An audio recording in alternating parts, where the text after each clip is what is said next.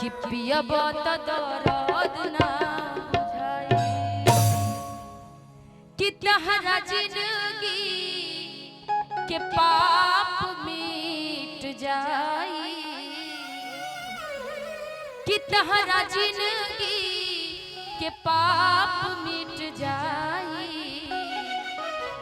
कि पियब त दर्द ना बुझाई।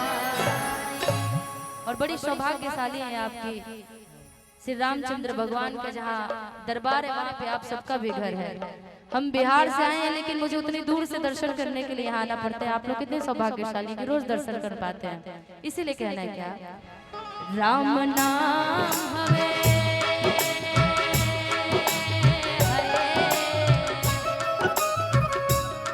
राम नाम हवे ऐसन दवाई राम नाम हवे ऐसन दवाई पियब त दर्द ना बुझाई राम नाम हवे ऐसन दवाई पियब त दर्द ना बुझाई तहरा जिंदगी के पाप मिट जाई तहरा जिंदगी के पाप मिट जाई पियब त दर्द ना बुझाई राम नाम हवे ऐसन दवाई पियब त दर्द ना बुझाई।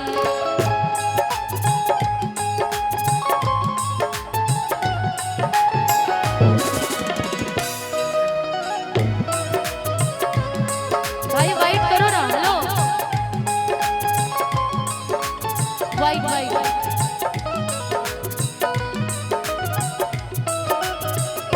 जय जय श्री राम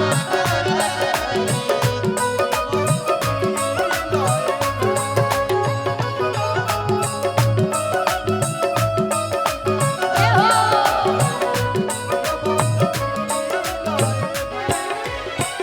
लाग जाए नैया किनार हो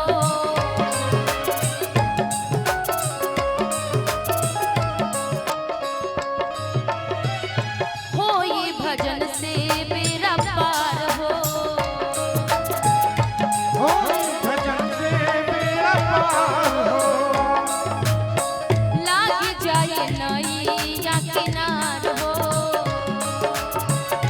होई भजन से बेरा पार हो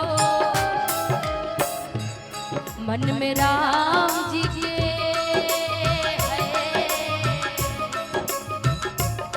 मन में राम जी के लिह बसाई मन में राम जी के लिह बसाई पियब त दर्द ना बुझाई राम नाम हवे ऐसन दवाई पियब त दर्द ना बुझाई। हम कथा सुनाते राम सकल गुण धाम की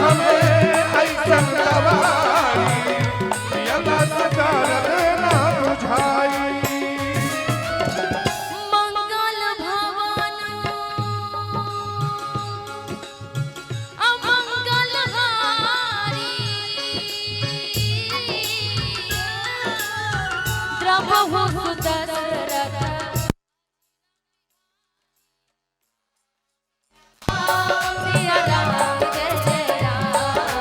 राम सिया राम जय जय राम। राम सिया की करुण कहानी, एक है चंदन एक है पानी। राम सिया राम जय जय राम। राम सिया राम जय जय राम। हवे ऐसन दवाई पिया बात दर्द न बुझाई। ओ जय जय श्री राम।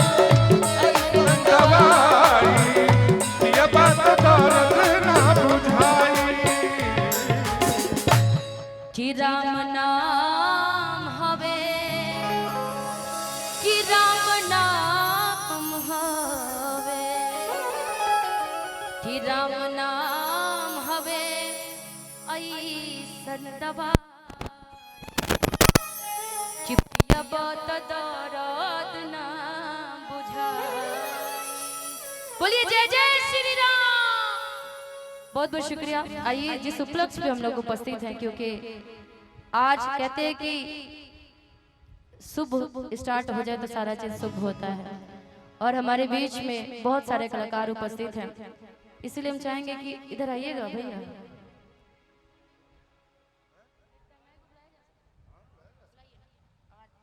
मैक में बोलिए, हम मैक में बोल सकते हैं। हाँ हाँ, मैक में बोल दीजिए। आइए, बहुत ही भोजपुरी की शानदार अभिनेत्री जो आप लोगों को सम्मोहित करने के लिए यहाँ पे उपस्थित है, जिनको सोशल मीडिया के माध्यम से आप लोग प्यार देते हैं, दुलार देते हैं, ऐसे हम सभी की लोकप्रिय अभिनेत्री आस्था सिंह को मैं आवाज देता हूँ कि वो मंच पर आए।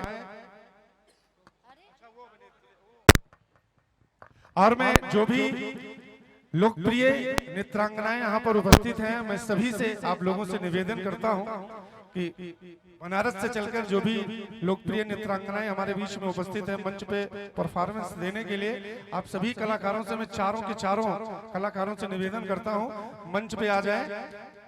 आपका वेलकम है, स्वागत है। और अगली एंट्री जो मैं बोला था उसके लिए सॉरी और क्षमा। आपका ध्यान कहीं और है पक्का।